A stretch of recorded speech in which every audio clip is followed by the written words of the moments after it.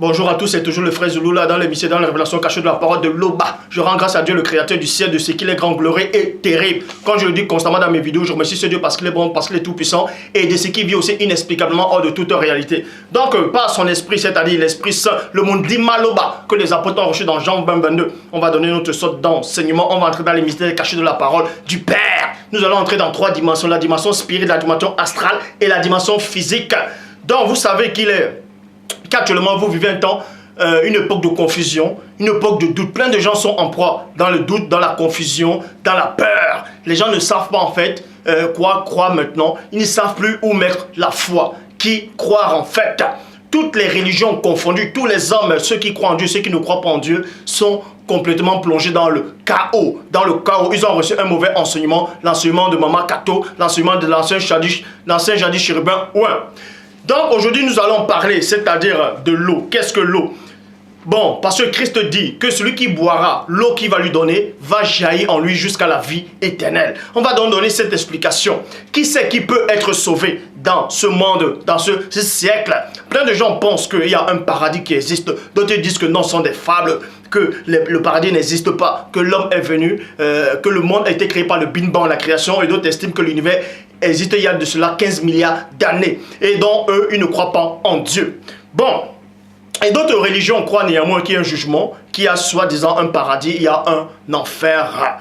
Et qu'à la fin de temps, chacun va rendre compte c'est-à-dire au Dieu qu'il aura adoré dans sa religion. Mais vous ne devez pas ignorer que Dieu existe réellement. Le Père Tout-Puissant existe réellement.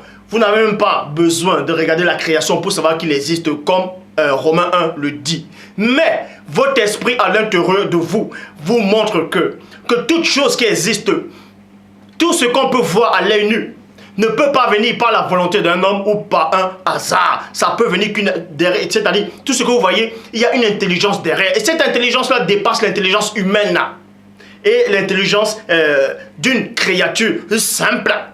Donc aujourd'hui, vous savez qu'il est dit dans Proverbe 19 que le manque de sens n'est bon pour personne. Et dans Proverbe 25 la gloire de Dieu est de cacher des choses et la gloire des rois est de sonder des choses. Les archéologues, les biblistes, les scientifiques et toutes sortes de religions ont essayé de sonder les mystères du Père, ont essayé de lucider, de comprendre les révélations cachées de ce Dieu grand, glorieux et redoutable. Mais ils n'ont pas réussi parce qu'il est dit dans Deutéronome 29 que les choses cachées sont au Père, les choses révélées sont à vous, sont aux créatures, sont aux humains. Mais ce Dieu terrible et redoutable dit par son Esprit Saint. Dans Jérémie 33, demande-moi et je te relèverai des choses cachées, des choses que tu ne sais pas. Ce que vous ne savez pas, c'est quoi? C'est qu'il est dit. Toutefois, avant de poursuivre l'enseignement, j'aimerais faire un petit coucou à la sœur Henriette. On devait se voir ce week-end, mais on n'a pas pu se voir, ainsi que son mari. Ne baisse pas les bras, ne te décourage pas. Même si on ne s'est pas vu ce week-end, ne te décourage pas. Dieu sait ce qui se passe. Rien n'arrive sans la permission du Père. Confie-toi en Dieu, n'aie pas peur, Dieu voit ton cœur. Ne te décourage pas, ne baisse pas les bras, ne sois pas en colère. Laisse le Père agir, laisse le Père agir. Donc, je m'adresse à toi, la sœur Henriette, ainsi que ton mari, et ainsi que tes enfants aussi. Donc, soyez bénis. Donc, aujourd'hui, nous allons entrer dans les mystères, dans la révélation du Père. C'est quoi l'eau? Cette eau que Christ avait fait comprendre à la femme samaritaine, que l'eau qu'il va lui donner va jaillir jusqu'à la vie éternelle. On va donc voir avec différentes versions bibliques pour voir c'est quoi réellement cette eau-là. Qu'est-ce que Christ a voulu réellement expliquer. Et on va vous montrer qui c'est qui peut être sauvé. Qui c'est qui peut aller au paradis. Quand je vous le dis, le paradis existe réellement, mais le paradis n'est pas ce que vous imaginez. N'est pas comme vous êtes en train de concevoir, comme dans les livres des faux témoins de Jéhovah. Ils dessinent les livres, ils dessinent des gens, ils ont porté des jeans, ils sont au paradis, ils ont des chaussures, ils ont les cuirs. Bref, ça c'est les paradis humains, ça, à eux. Mais le paradis du Père est au-delà de votre imagination, de ce que vous ne pouvez même pas concevoir. Pour ça, je vous exhorte de vérifier dans Genèse chapitre 18 au verset 4 qui dit ceci. Il y a 3 anges, il y a 3 hommes, il y a 3 créatures qui sont descendues dans votre plan humain, dans le monde-ci, dans ce monde physique. Ils sont venus, c'est-à-dire sur la terre, pour un châtiment, pour châtier la ville de Sodome et Gomorrhe. Donc, quand ils étaient en train de marcher, en fait, ils ont vu, Abraham les a vus, vous voyez? Et Abraham est allé au-devant d'eux. Le patriarche Abraham est allé au-devant d'eux. C'est pour ça qu'il a dit dans Genèse chapitre 18 au verset 4, permettez qu'on apporte un peu d'eau. Un peu d'eau. Remarquez ici qu'il n'est pas dit, permettez qu'on apporte du vin. Parce que le vin était courant à cette époque-là. Les gens, les patriarches buvaient beaucoup de vin. Les rois, les princes buvaient beaucoup de vin à cette époque. Mais Abraham dit ici, permettez qu'on apporte un peu d'eau pour vous laver les pieds et reposez-vous sous cette table. Point. Donc on vous donne la révélation ici, c'est quoi? Premièrement, on parle de l'eau. On parle de l'eau. Qu'est-ce que cette eau-là symbolise? Cette eau-là symbolise quoi dans le plan spirituel? Ces trois anges-là sont descendus. Et quand ils ont marché, ils ont soulevé la poussière. Et les pieds étaient sales. Et ils étaient fatigués parce qu'ils avaient pris l'apparence humaine. Selon que Abraham a vu d'eux. Mais est-ce qu'ils étaient réellement fatigués? Mais toujours est-il que les pieds étaient sales. Parce qu'ils ont marché sur la terre. Et les pieds étaient pleins de poussière. Et Abraham, le patriarche, a dit, on va vous ramener un peu d'eau. On va vous ramener un peu d'eau. Et c'était comme ça dans l'Afrique ancestrale. Dans les temps jadis, quand quelqu'un fait un voyage, il vient dans un village en Afrique, la première chose qu'on lui présente, c'est de l'eau. Et cette eau-là symbolise quoi? Pourquoi Abraham a proposé de les laver les pieds? Abraham avait compris quelque chose. Il y avait un enseignement. Parce qu'il est dit dans Job 33, 14 que Dieu le Père parle cependant tantôt d'une manière, tantôt d'une autre. Et l'on n'y prend point garde. Abraham était assis. Il était sur la révélation. Il était inspiré par le Père. Et il a compris quelque chose que plein de gens n'ont pas compris. Quand Abraham a proposé à ces trois anges-là, à ces trois messagers, qu'ils devaient les laver les pieds. On va vous révéler ce que ça symbolisait. Donc je relis Genèse chapitre 18 au verset 4. Permettez qu'on apporte un peu d'eau pour vous laver les pieds et reposez-vous sur cette table. Et cette eau-là, pour laver les pieds ça représente quoi premièrement? Dans Ésaïe chapitre 52 au verset 7, il est dit ceci. Qu'ils sont beaux, virgule, qu'ils sont beaux sur les montagnes, les pieds de celui qui apporte une bonne nouvelle. Donc, Ésaïe le prophète a prophétisé par l'esprit du Mundi Maloba. Dans Ésaïe 52, verset 7, qu'ils sont beaux, les pieds, c'est-à-dire sur les montagnes, les pieds de celui qui apporte la bonne nouvelle. Qui sont beaux, vous voyez. Parce que pourquoi on puisse considérer que le pied, il est beau? C'est que le pied n'est pas sale. Parce que si votre pied est sale, le pied n'est pas beau.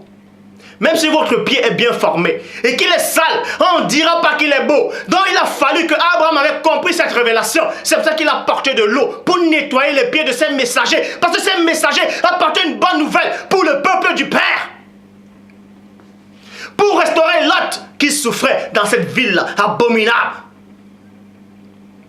Et Abraham a porté de l'eau. Et cette eau-là a lavé les pieds de ces messagers-là. Pour que les pieds soient beaux. Pour qu'ils apportent la bonne nouvelle. C'était une représentation symbolique de ce qui va arriver plus tard. Donc, si vous lisez Genèse 18, verset 4, la révélation c'est que Abraham a voulu laver les pieds de ces anges-là parce qu'il avait compris Ésaïe 52, verset 7. Que les pieds qui sont beaux, les pieds de celui, c'est-à-dire qui apporte l'évangile. Donc, pour que les pieds soient beaux, il faut que les pieds soient propres. Donc Abraham a voulu accomplir ce que Ésaïe avait prophétisé. Quoi qu'il n'a pas vu Ésaïe, mais l'Esprit de Dieu au-dessus du temps et de l'espace. Vous voyez. Donc, Jean chapitre 4 au verset 6 à 7, dans la Bible du Semeur, il est dit ceci. Bon, vous voyez que Christ, il a marché. Il est arrivé dans une ville de Samarie, il a vu une femme samaritaine. Mais avant de voir la femme samaritaine, avant il était d'abord avec ses apôtres sont allés acheter des vivres. Et dans Jean chapitre 4 au verset 6 à 7, il est dit ceci dans la Bible du Semeur. C'est là que se trouvait le puits de Yukuba. Christ fatigué, vous voyez, même les anges là aussi, on vous montre d'abord que les anges là, ils sont venus, on les a lavé les pieds. Après ils ont mangé tout ça là. Mais Christ lui, il était fatigué parce qu'il avait un corps physique, il était né humain, il était humain, il avait un corps physique, mais il est né miraculeusement, mais il avait un corps physique, mais il était fatigué du voyage. Assis au bord d'un puits, il était environ midi. Point. Une femme samaritaine vint puiser de l'eau. Une femme samaritaine vint puiser de l'eau. Point. Christ s'adressa à elle. 2 points. S'il te plaît, donne-moi à boire. Donne-moi à boire un peu d'eau. Donne-moi à boire un peu d'eau.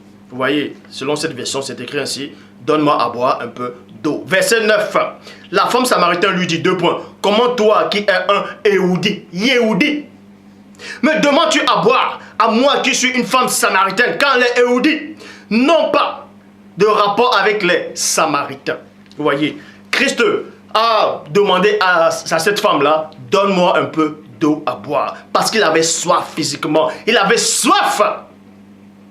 Il avait soif. Il était fatigué. Et il dit, donne-moi un peu d'eau. Verset 10 dans la Bible de peuple. Christ lui dit, voyez, bon, cette femme-là, premièrement, vous devez comprendre que cette femme-là dit, mais moi qui suis samaritaine, comment tu me demandes à moi de l'eau? Comment tu peux me demander de l'eau alors que vous savez qu'il n'y a pas de relation entre vous et nous? Dans le verset 10, Christ lui dit, si tu connaissais le don de Dieu et si tu savais qui te demande à boire, c'est toi qui lui aurais demandé cette eau qui fait vivre. Virgule. C'est toi qui lui aurais demandé cette eau qui fait vivre. Et il te l'aurait donné. Point. Pourquoi donc Christ fait comprendre à cette femme-là? Ils ont changé les mots de langage. Il fait comprendre à cette femme que si tu connaissais le don de Dieu, et si tu savais qui c'est qui était en face de toi, si le Père t'avait donné cette révélation, parce qu'en ce moment-là, quand ils se sont rencontrés, elle n'avait pas encore premièrement la révélation. Elle a eu la révélation quand Christ a commencé à lui parler. Elle a dit, je vois que tu es un prophète. Mais avant ça, elle n'avait pas encore eu la révélation. Parce qu'il est dit dans Jean 6, 45. Il est écrit dans les prophètes 2 points. Ils seront tous enseignés de Dieu. Ainsi, quiconque a entendu le Père et a reçu son enseignement, viens à moi. Cette femme-là n'avait pas encore reçu l'enseignement du Père. Et Christ lui fait comprendre. Si tu savais qui c'est qui est en face de toi, tu l'aurais toi-même demandé de l'eau qui donne la vie, de l'eau vive, et il t'aurait donné. Mais avant ça, Christ lui dit, femme, donne-moi à boire. Ça veut dire que Christ avait réellement soif. Certes, il était fatigué, mais il avait soif. Mais s'il propose de l'eau vive, de l'eau qui donne la vie à une femme, pourquoi? Vous allez peut-être dire, mais il aurait pu boire cette eau et il n'allait plus demander l'eau à cette femme-là. Non. Là, on entre dans une autre dimension. Christ avait soif physiquement. Mais cette eau-là, ce n'était pas une eau qu'on pouvait boire physiquement. C'était l'eau dans un autre plan. Et cette eau-là, on va vous expliquer c'est quoi véritablement cette eau-là. Le mystère de cette eau-là. Je te l'aurais donné. Et remarquez, déjà, qu'à la fin de la discussion, ça c'est notre petite révélation, à la fin de la discussion, Christ n'a même pas bu cette eau-là, l'eau du puits, puisqu'il est parti avec ses apôtres. Les apôtres ont dit, Rabbi, mange. Il a dit, j'ai mangé une nourriture que vous ne connaissez pas. Mais Christ a demandé de l'eau. Mais à la fin, il a mangé. Bref, dans le verset 11, Bible parole de vie, la femme lui dit, Seigneur, tu n'as rien pour puiser de l'eau. Et le puits est profond. Point. Cette eau pleine de vie, virgule, où peux-tu la prendre? Où peux-tu la prendre? Point d'interrogation. La femme fait comprendre à Christ que mais cette eau-là, tu vas la prendre où? Et le puits, il est profond, tu n'as rien pour puiser de l'eau. Mais cette femme-là avait forcément quelque chose pour puiser de l'eau. C'est-à-dire, cette femme-là disait, je ne te donne pas mon seau, je ne te donne pas ce que j'ai pour puiser de l'eau. Donne où est ton seau pour puiser de l'eau. Voyez. Verset 12, Bible du semeur. Tu ne vas pas te prétendre plus grand que notre ancêtre Yekuba, auquel nous devons ce puits, et qui a bu lui-même de son eau, ainsi que ses enfants et ses troupeaux. Point d'interrogation. Cette femme-là a reçu une petite révélation là, en cet instant. Parce que Christ parlait. Et cette femme a compris quelque chose. Cette femme a compris quoi? Que Christ lui faisait comprendre que ton eau là ne vaut même pas l'eau que moi je peux te donner. Ton eau là, ton puits là, et ton eau là, l'histoire de ton eau, l'origine de ton eau là, ne vaut pas. Non seulement l'eau que je peux te donner est ma personne. Donc Christ lui fait comprendre, si tu savais qui je suis, je t'aurais donné l'eau qui est plus importante que ton eau là. Cette femme avait compris cette révélation là. C'est pour ça qu'elle dit, oh, toi tu te prétends plus grand que Yekuba. Tu te prétends plus grand que le patriarche Jacob. Lui, c'était son puits. Donc ton eau est plus important que l'eau de Jacob. Toi, tu es plus important que Yekuba. Tu es plus important qu'Abraham. Verset 13 à 14, Bible seconde 21. Christ lui répondit, toute personne qui boit de cette eau-ci aura encore soif. Toute personne qui va boire l'eau qui Yekuba, dans le puits de Yekuba, aura encore soif. L'eau que tu bois dans ton robinet, l'eau que tu vas acheter au magasin, l'eau minérale, tu auras encore soif. Vous n'avez jamais posé la question, vous n'avez jamais pensé sur ça? Quand il fait chaud, vous buvez de l'eau. Le fait seulement de boire l'eau, vous avez encore soif. Automatiquement, ça vous creuse encore, ça vous redonne encore la soif. Vous n'avez jamais remarqué ça? Christ dit alors, quiconque boit de cette eau-là aura encore soif. Aura encore soif.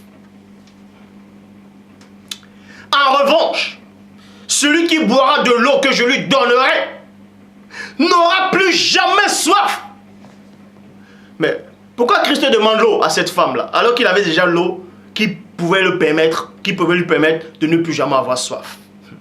Christ est entré dans une autre dimension, dans une dimension spirituelle. Et cette femme-là n'avait pas compris ça.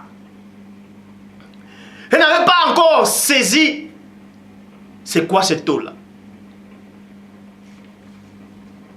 En revanche, celui qui boira l'eau que je lui donnerai n'aura plus jamais soif. Et l'eau que je lui donnerai deviendra en lui une source d'eau qui jaillira jusqu'à la vie, jusque dans la vie éternelle. Ça veut dire quoi? C'est que quand Christ va vous donner cette eau-là va se transformer à l'intérieur de vous comme une source. Et la source qui ne s'arrête jamais. Donc ça veut dire que en gros ça veut dire que vous allez fusionner avec la source. C'est comme si vous allez plonger dans la source et vous allez même respirer dans la source et vous n'aurez plus jamais soif puisque vous faites maintenant partie de cette source-là. Et maintenant cette source-là va vous conduire jusqu'à dans la vie éternelle, jusqu'auprès du Père. En chemin, vous n'aurez plus soif. Parce que quand vous avez soif, si vous avez soif, c'est qu'il n'y a pas d'eau. Et si vous n'avez plus d'eau, c'est que vos pieds sont sales. Et si vos pieds sont sales, c'est que vos pieds ne sont plus beaux pour annoncer l'évangile, pour annoncer la bonne nouvelle. Donc, il faut être propre. Vous devez laver vos vêtements sales. C'est pour ça que Christ dit à cette femme, donne la révélation en disant que vous allez fusionner avec cette source. Et cette source-là va vous conduire. Et c'est parce que c'est une source qui passe. Et elle va vous conduire. Et cette source-là, c'est le chemin elle-même. Et cette source-là, va vous amener jusqu'à dans la vie éternelle. Tout le long du chemin. Bible en français courant, une source d'où jaillira la vie éternelle. Vous voyez, une source d'où jaillira, ça veut dire quoi? C'est que quand cette source-là va vous prendre, elle va vous guider, vous allez marcher avec cette source-là. Vous n'aurez jamais soif, vous voyez. Mais vous serez néanmoins avec cette source.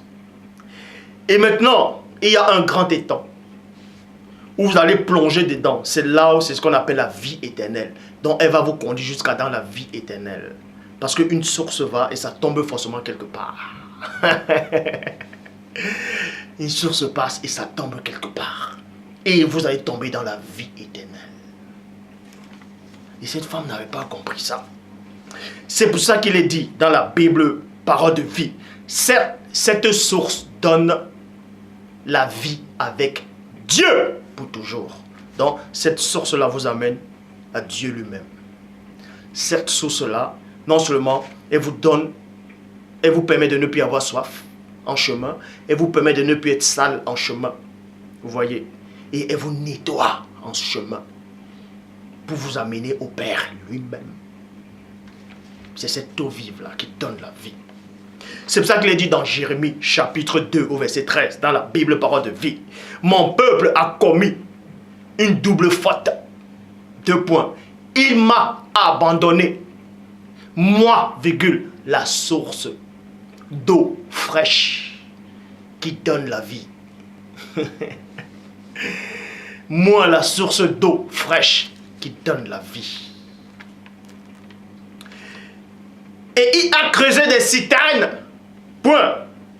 Mais ces citernes sont fendues. Elles ne retiennent pas d'eau. Donc ici, on s'adresse à tous ceux qui se sont autoproclamés pasteurs, révérends, bishops, maréchal, apôtres, prophétesses, diacres, ou un de l'Éternel. Tous ceux qui ne connaissent pas le Père, ils vous enseignent que venez, écoutez le message, vous allez être sauvés. Ils vous promettent cette eau qui donne la vie. Mais ce sont des citernes qui se cassent et qui ne retiennent pas l'Esprit du Père, qui ne retiennent pas cette eau fraîche qui donne la vie, l'être, le mouvement. Parce qu'eux-mêmes sont des fontaines vides. Et vous voulez aller puiser de l'eau dans ces fontaines cassées. Non! Jean 7, 38, Bible du semeur. Car comme le dit l'Écriture, des fleuves d'eau vive jailliront en lui. Jailliront en lui. La vision, l'onction. C'est l'onction. Jailliront en lui. Est-ce que vous comprenez? Ésaïe 55 au verset 1. Vous tous qui avez soif, venez aux eaux. Vous tous qui avez soif, venez aux eaux. Donc vous dites ici, tous ceux qui veulent marcher avec le Père, tous ceux qui veulent connaître le Père, venez. Venez.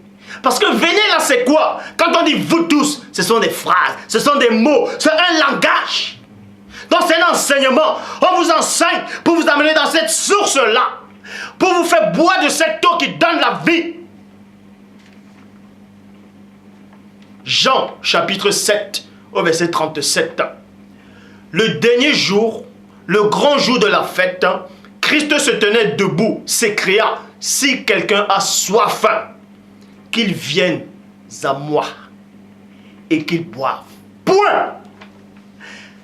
Certains gens vont dire que c'est Christ qui est cette eau-là. Non, Christ n'est pas cette eau.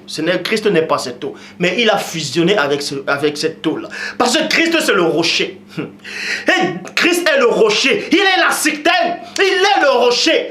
Et dans le rocher, il y a l'eau dedans. C'est pour ça que le rocher vous dit ici, venez et je vais vous donner. Je vais ouvrir un peu de ma roche et vous allez boire. Exode chapitre 17 au verset 6. Voici, je me tiendrai devant toi sur le rocher des rêves. Tu frapperas le rocher et il en sortira de l'eau. Et ce rocher-là, c'était Christ. C'était le premier-né. Et le peuple boira, point. Et Moïse fit ainsi aux yeux de tous les anciens. 1 Corinthiens chapitre 10 au verset 4 dit ceci.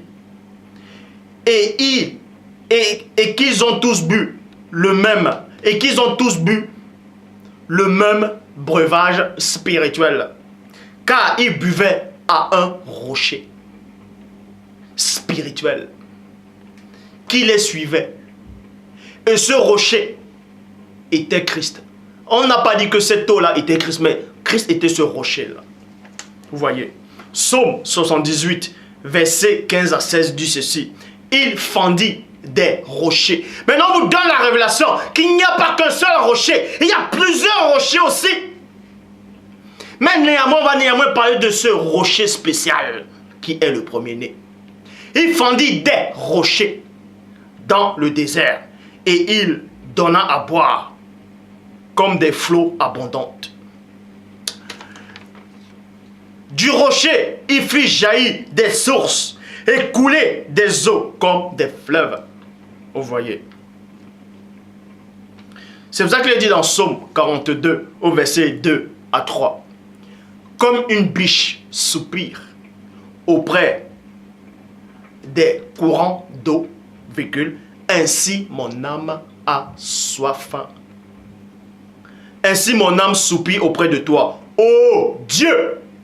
Mon âme a soif de Dieu, du Dieu vivant. On vous dit maintenant que l'âme a soif de Dieu. Donc l'âme veut boire cette eau-là. Comment on fait maintenant pour boire de cette eau? Pour boire de cette eau, il faut d'abord obéir à la voix. Parce que Christ dit, celui qui a soif, qui vienne. C'est-à-dire que celui qui vient, c'est-à-dire qu'il obéit à la voix qui est sortie. Et quand vous obéissez à cette voix-là, c'est-à-dire que c'est un enseignement que vous recevez. Donc, pour boire de cette eau-là, pour avoir la vie éternelle, il faut d'abord accepter le message et vivre le message. Et c'est ce message-là qui vous nettoie, qui enlève la mauvaise nourriture, le mauvais chikwang que vous avez mangé, qui vous enlève la nourriture de Maman Kato, de tous ceux qui se disent pasteurs, hommes de Dieu inspirés. Vous avez la mauvaise nourriture dans la bouche, comme les enfants d'Israël. Quand ils ont mangé la manne, c'était encore dans les bouches et on les a frappés. Vous avez la mauvaise nourriture dans la bouche. La nourriture constipée. Donc, le message vous enlève d'abord cette nourriture-là pour boire de l'eau. Donc, il faut vous nettoyer. Il faut écouter la parole du Père. Il faut vivre les enseignements. Le fait, ce n'est pas seulement d'avoir des révélations, de chercher des révélations. Non! Vous voulez des révélations? Satan aussi peut vous donner des révélations.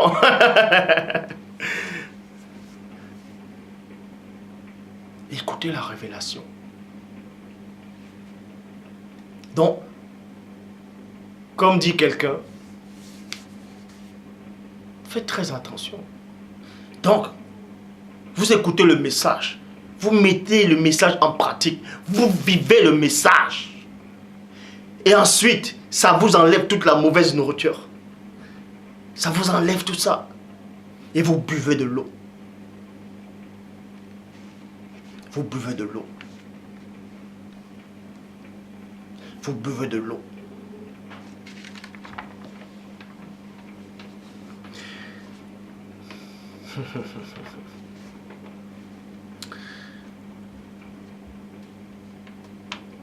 Maintenant, à cette époque-ci, vu que Christ n'est pas là physiquement, mais il est là en esprit, pour tous ceux qui peuvent avoir le vrai Christ en tout cas, comment vous allez boire de cette eau-là? Je vous dis maintenant, vous tous qui avez soif, venez et je vous donnerai de l'eau. De l'eau vive qui donne la vie. Oui, je le dis. Vous qui avez soif, venez et je vous donnerai de l'eau. Et cette eau-là deviendra en vous comme une source.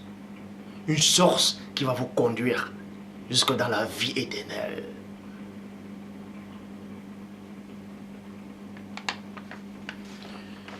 Ésaïe 44, verset 3. Car je répandrai des eaux sur le sol altéré.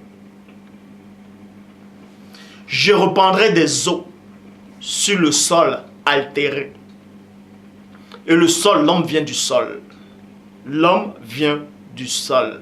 Et le Père dit ici, par Ésaïe le prophète, qu'il va répandre de cette eau-là sur le sol altéré. Et des ruisseaux sur la terre desséchée. Je répandrai mon esprit sur ta race et ma bénédiction sur tes rejetons.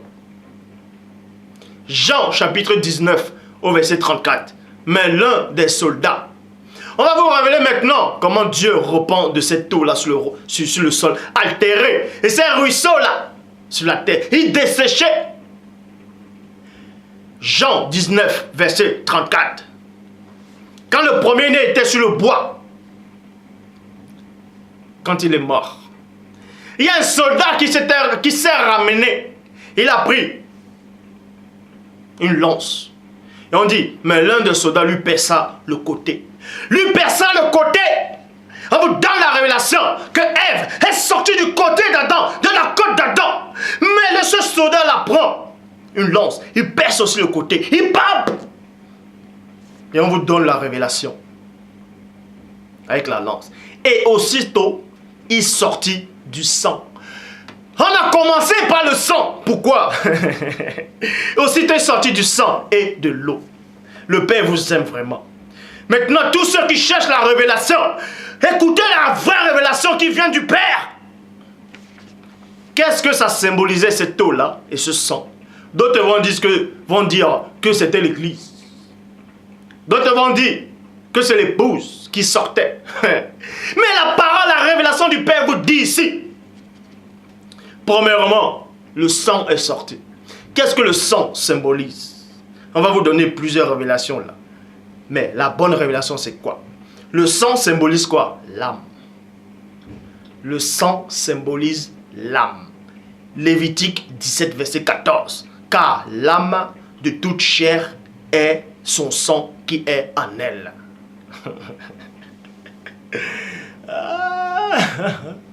On va vous donner plusieurs révélations là. Dans cet acte-là. Quand ce soldat a percé la poupe, c'est sorti. Lui-même, il n'a même pas compris ce que ça signifiait. Mais il a néanmoins cru après. Il y en a qui ont cru. Mais le mystère, c'est quoi? Premièrement, la première révélation, c'est quoi? Le sang sort en premier. Le sang qui symbolise l'âme. L'âme. Lévitique 17, verset 14. Car l'âme de toute chair, c'est son sang. Et son sang qui est en elle. Genèse chapitre 2, au verset 7. Le Seigneur Dieu forma l'homme du limon de la terre. Il souffla dans ses narines un esprit de vie. Et l'homme devint une âme vivante. Donc, premièrement, cette âme-là symbolise. Ça symbolise, on va dire aussi, cette âme-là doit symboliser l'Église, premièrement. C'est que le sang du Christ, quand il est sorti, c'était son âme. Donc, Christ allait dans le séjour des morts pour prêcher là-bas. Donc, vous montrez comment il partait dans le séjour des morts. Première révélation. Et maintenant, cette eau-là qui est sortie là, l'eau représente quoi? L'esprit. Parce que Christ dit quoi? Et là où, la Sabatani, mon Dieu, pourquoi m'as-tu abandonné? Parce que cette eau-là est sortie du rocher. En cela dit, pourquoi tu m'as abandonné? L'esprit est sorti en tant que eau du rocher. Et le rocher a séché. Et le sang est sorti, c'est allé dans le sol, dont son âme est allée. Ça, c'est la première révélation. Maintenant, on vous donne la deuxième révélation. Ce que ce sang-là symbolise quoi? Adam. Donc, ça symbolise Adam, et en même temps, ça symbolise l'Église. Pourquoi? Ça symbolise l'épouse. Pourquoi? L'âme sort d'abord en premier, c'est-à-dire le sang sort en premier. Et le sang représente une âme vivante. Vous voyez? Donc, l'Église, tous ceux-là qui veulent marcher avec le Père, doivent d'abord revenir à l'état d'Adam. Est-ce que vous comprenez? Ça va vous surprendre là maintenant, je sais de quoi je parle. Vous devez revenir à l'état d'Adam. C'est-à-dire, à l'état d'Adam avant la chute. Avant la chute et non après. Je ne parle pas d'un corps incorruptible. Mais je parle de l'innocence d'Adam avant la chute. Je parle de sa soumission au Père avant sa chute. Christ vous a montré, c'est une représentation symbolique. dont l'âme sort en premier et ensuite l'eau après. Donc quand vous revenez à cet état d'Adam, adamique, là, dont quelqu'un pur, saint, c'est ça que l'Église doit avoir. Et ensuite maintenant l'eau revient tomber sur ce sang-là. Parce que le sang est sorti en premier. Et l'eau est sortie après. Donc cette eau-là, maintenant, vient tomber maintenant sur le sang. Donc ça purifie. Ça purifie maintenant. Ça purifie. Donc, ça s'appelle recevoir de l'eau. La puissance elle-même du Père. L'eau vive.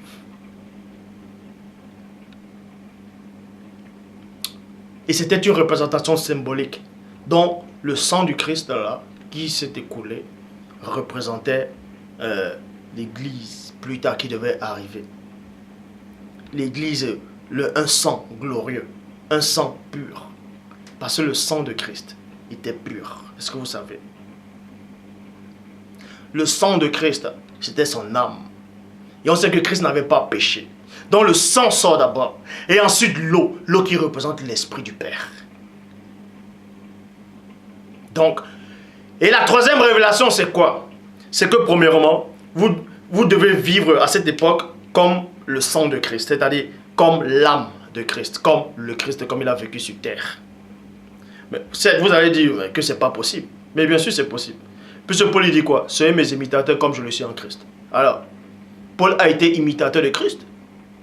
Comment il a fait? Il a fait la magie? Non. Parce que l'eau était en lui comme une source. Et c'est cette eau-là qui permettait à Paul de Tarse d'être exactement comme le Christ. On ne vous demande pas de faire des miracles, mais d'être obéissant comme Christ le faisait. Parce que Christ dit, qui parmi vous peut me convaincre de péché? Donc, parce que cette eau-là était en lui. Il avait fusionné avec cette eau-là. Et cette eau-là ne permettait pas. Quand on jette quelque chose dans l'eau, donc faites attention. Donc, premièrement, on vous montre. Et la troisième révélation, c'est quoi? L'âme sort. Vous voyez? Vous devez d'abord vivre à l'état actuel. Comme Adam, comme le Christ, comme ceux qui marchent véritablement avec le Père, sans faute, sans tâche, sans faillir. Arrêtez de vous plaindre. Oh, c'est trop dur. Oh, je n'arrive pas. Arrêtez. Arrêtez. Si les autres sont arrivés, vous aussi vous pouvez arriver. Vous pouvez y arriver. Confiez-vous au Père. Soumettez-vous au Père, sincèrement. Écoutez le message que le rocher vous donne. Buvez de cette eau-là. Et elle va se transformer en vous comme une source. Et c'est là où vous allez recevoir l'Esprit du Père. Le Saint-Esprit. Je dis encore, celui qui n'a pas le Saint-Esprit de Dieu ne pourra jamais être sauvé. Cela peut vous choquer, je sais de quoi je parle. Certes, vous allez me dire que dans Luc, il est dit, il y avait un des brigands qui était à côté de Christ. En quel moment il a reçu le Saint-Esprit? Puisqu'il est mort sur le bois. En quel moment? Je vais vous donner la révélation en quel moment il a reçu le Saint-Esprit, selon Luc aussi. Quand Christ a dit, je te le dis avec moi. Je te le dis, ce soir-là, je te le dis. Donc, quand Christ a parlé à ce brigand a reçu l'Esprit. Mais vous n'avez pas su ça. Comment il a reçu l'Esprit? Parce que Christ dit, mes paroles sont esprit et vie. Donc quand il a reçu les paroles de Christ, il a reçu l'Esprit. C'est-à-dire le Saint-Esprit, il a reçu la vie. Donc celui qui n'a pas l'Esprit de Dieu, celui qui n'a pas le Saint-Esprit, ne peut pas aller auprès du Père. Ne peut pas aller auprès du Père. Point barre. C'est comme ça et c'est pas autrement. Donc quand je dis que les gens n'ont pas le Saint-Esprit, vous croyez qu'ils sont en train de délirer? Quand vous avez le Saint-Esprit du Père, il devient de l'eau. Et c'est l'Esprit, c'est le gage. C'est un seau. Je ne parle pas du baptême du Saint-Esprit. Je ne parle pas du baptême. Donc faites attention à ces faux enseignants. Il y a deux façons. Jean 20, 22. Christ dit, il a soufflé sur lui, il a dit, recevez le Saint-Esprit. Donc, ils ont reçu le Saint-Esprit, ça veut dire quoi? Ça veut dire qu'ils sont devenus enfants de Dieu. Ils sont devenus enfants de Dieu. Vous voyez? Mais ils sont devenus enfants de Dieu. Et quand vous recevez le Saint-Esprit, il ne faut pas attrister le Saint-Esprit. Parce que néanmoins, quand vous devenez enfant de Dieu, Dieu vous laisse néanmoins le libre arbitre. Et c'est à cause de votre libre arbitre que vous pouvez attrister le Saint-Esprit. À force d'attrister le Saint-Esprit, il va vous combattre vous-même.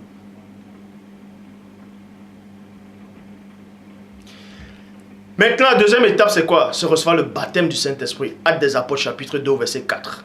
Recevoir le Saint-Esprit, c'est quoi? C'est recevoir la puissance de Dieu et recevoir les dons. Ce sont les dons après. Ce sont les dons. Les dons spirituels.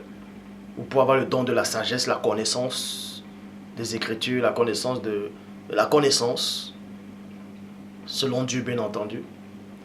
Vous pouvez avoir le don de la foi, le discernement des esprits, les prodiges, les miracles, les palais en plusieurs langues humaines, de beaucoup de choses. Or, dans 2 Corinthiens 12, on parle plutôt de 9 dons.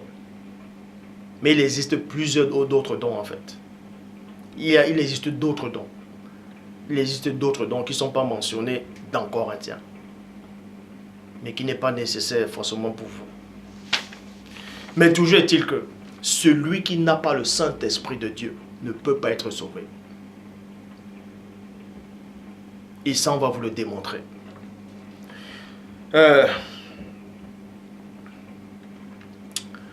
Donc, et ensuite, on vous montre d'abord que le sang du Christ a symbolisé l'âme. Et l'âme, Adam, le premier homme, était une âme vivante. Donc vous devez être à l'état de cet homme-là, premièrement. Quand vous devenez à l'état de cet homme-là, c'est-à-dire que vous recevez le Saint-Esprit. Donc, puisque c'est-à-dire vous recevez le Saint-Esprit.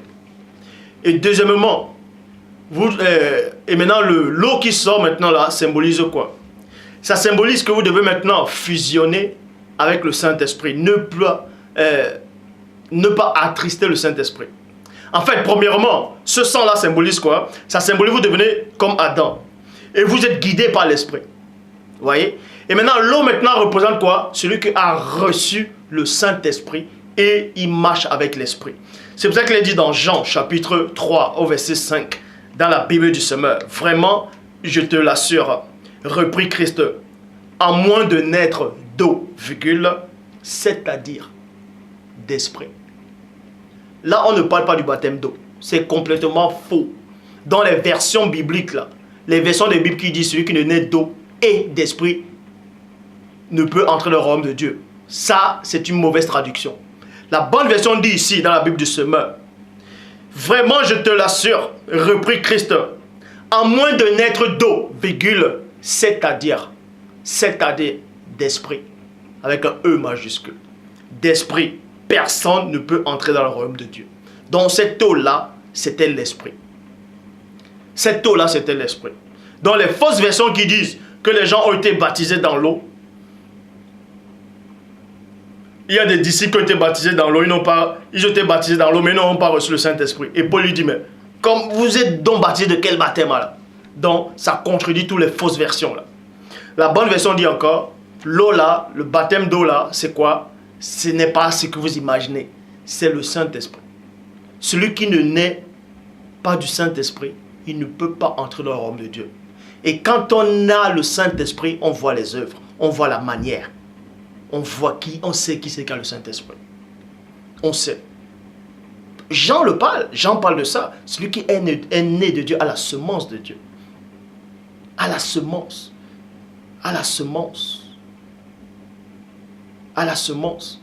Ça veut dire que quand vous avez le Saint-Esprit, si vous attristez le Saint-Esprit va vous combattre. Pierre, Képha, Pétro, un moment, il a été hypocrite. Alors qu'il avait reçu le Saint-Esprit, il avait aussi reçu le baptême du Saint-Esprit. Mais néanmoins, il a gardé son libre arbitre. Et quand il a gardé son libre arbitre, à cause de son libre arbitre là, écoutez attentivement, vous allez voir quelque chose. Quand Pierre, Képha, Pétro, à cause de son libre arbitre, il a attristé le Saint-Esprit. C'est-à-dire, il a combattu le Saint-Esprit. Comment? Il a mangé avec les gens de mauvaise vie. Quand il a vu les païens, les juifs arriver, il s'est levé, il allait se cacher. Or, Christ avant lui mangeait avec les gens de mauvaise vie. Les pharisiens, quand ils venaient, Christ ne fuyait pas. Christ assumait. Mais pas Pierre, Képha, Pétro n'a pas assumé. Il s'est levé, il s'est caché. Et le Saint-Esprit l'a combattu comment? À travers Paul. Paul est venu le reprendre directement devant les autres. c'est en ce moment où le Saint-Esprit l'a combattu. À l'instant, papa, ce n'est pas dans 2 mois, ce n'est pas dans 3 mois, ce n'est pas dans 6 ans, ce n'est pas le lendemain, c'est le à l'instant. Donc tous ceux qui pensent qu'ils ont le Saint-Esprit, ils pêchent. Après 3 mois, après ils se repentent. Ah, Père, pardonne-moi. Non! Ça, ce n'est pas avoir le Saint-Esprit de Dieu. Si vous attristez le Saint-Esprit, il vous le montre à l'instant que vous l'avez attristé. Il vous donne un signe là. À l'instant. Avec Dieu, on ne tâtonne pas. Donc le message que j'apporte là, c'est de l'eau que vous devez boire. Et elle va devenir une source en vous pour vous conduire au Père.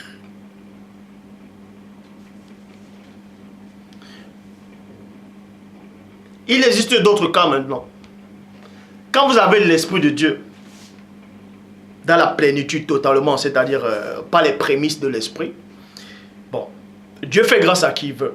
C'est pour ça que même parmi ceux qui marchent avec Dieu, il y a des exceptions, il y a des privilégiés. Jérémie était privilégié. Pourquoi? Parce que quand vous lisez Jérémie, le livre de Jérémie, il dit quoi? Quand il décide même de ne pas faire mention de Dieu, de ne même plus parler de Dieu, il y a comme en lui un feu qui le dévore. Il a envie même d'arrêter ce feu-là, mais il n'arrive pas. Ça veut dire quoi? Jérémie, à un moment, il veut avoir son libre arbitre. Il veut avoir son libre arbitre. Mais l'esprit ne lui permet pas de faire n'importe quoi, malgré qu'il ait son libre arbitre. C'est pour ça que quand il dit qu'il ne veut même pas parler de Dieu, il ne veut même pas faire mention du Père Tout-Puissant qui vit inexplicablement hors de toute réalité. Cette eau-là se transforme en feu dévorant. Et ça les brûle. Il n'arrive pas. Il veut chasser ce feu-là. Mais ce feu le contient lui-même. Ça selon dit que celui qui est né de Dieu, ne pêche pas. Il ne peut même pas pécher. Il ne peut pas. La preuve, on vous montre par rapport à Jérémie. Jérémie veut avoir sa propre pensée. L'esprit dit, tu vas où? Oh! Tu vas rester là. Tu veux pas faire mention de moi? Oh! Non. Moi, je t'ai choisi pour faire mention de moi. Avant que tu sois, je t'avais déjà consacré. Et tu veux suivre quelle route là? Non. Sans cela, on dit, celui qui est né de Dieu ne pratique pas le péché. Et il ne peut même pas. Ça veut dire, même s'il a la volonté de vouloir faire le mal, il n'arrivera même pas. Parce que la semence de Dieu qui est là, cette eau-là va l'empêcher de le faire. Et c'est à ce stade-là que vous devez arriver. Pour arriver devant le Père. Maintenant, vous croyez, maintenant vous dites, waouh, c'est dur, hein? Mais comment on va faire? Arrêtez de dire comment on va faire. Parce que quand vous dites comment on va faire, c'est-à-dire que vous vous appuyez sur votre propre pensée pour vouloir marcher avec Dieu. Non. Laissez Dieu agir. Arrêtez de dire comment on va faire. Tu dis, Père, me voici, envoie-moi. Me voici, comme Esaïe le prophète. Qui vais-je envoyer? Me voici, envoie-moi. Toi là qui me regardes, va devant le Père. Tu dis, Père, me voici, transforme-moi comme tu veux. Non pas ma volonté, mais que ta volonté soit faite. Il faut suivre le message.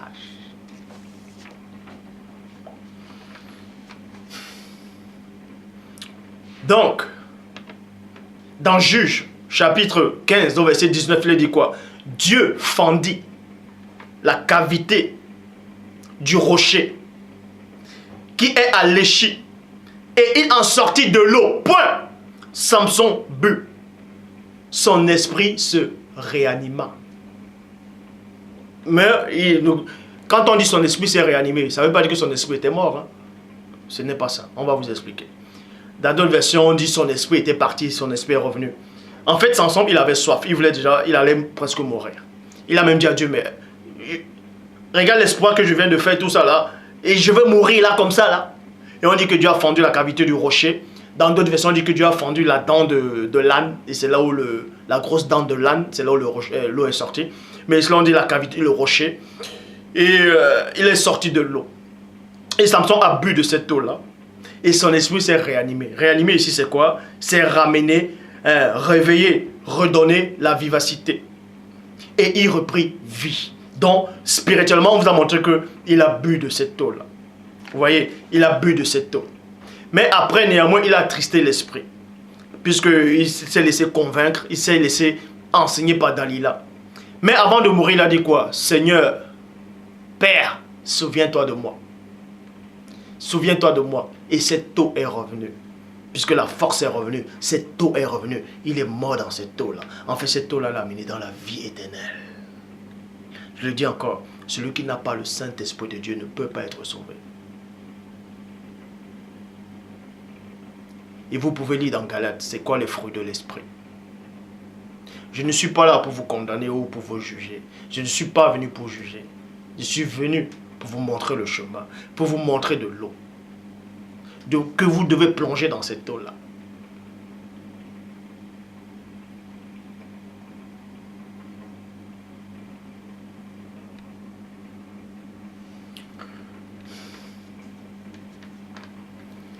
Bible français courant. Mais le moment vient.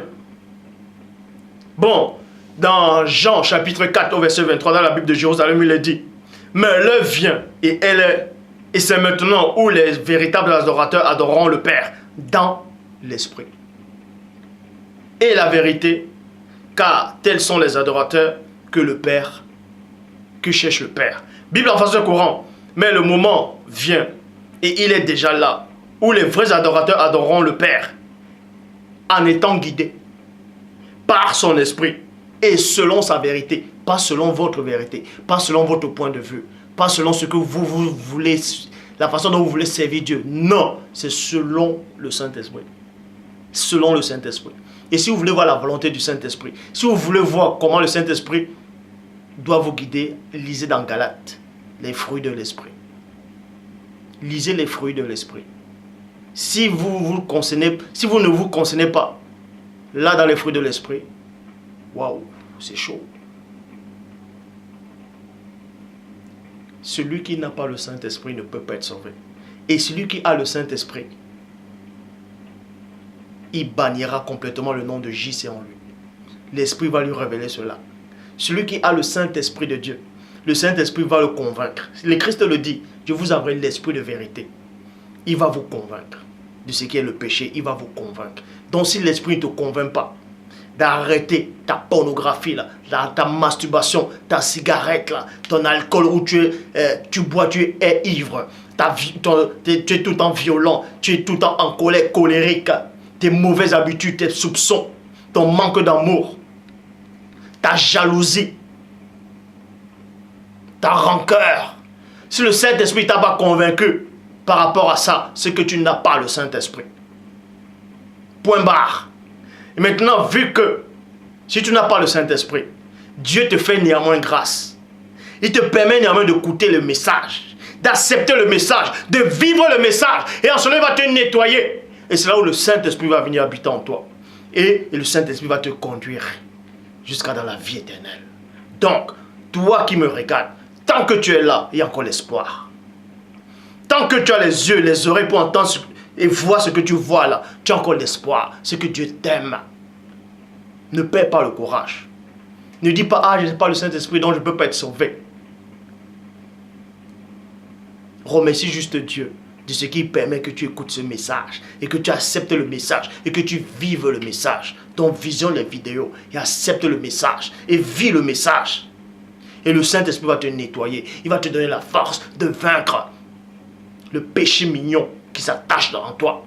Cette eau-là va nettoyer ça. Donc, ne perds pas espoir.